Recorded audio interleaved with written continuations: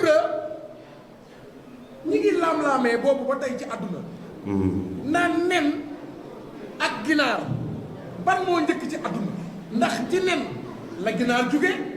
wala ginaar moo nen ñu bàyyi la nga wax ñu nen ak ginaar ban moo njëkk ci àdduna. waaw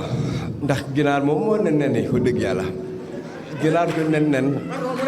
ginaar moo nen yi waaye nen fan lay jóge nen ci ginaar yi lay jógee ginaar fu muy jóge ginaar fi muy jógee si nen ci nen waaye wax ñu ñoom ñaar kan moo njëkk ci àdduna. li njëkk ci àdduna mooy ginaar gi ñuy saaf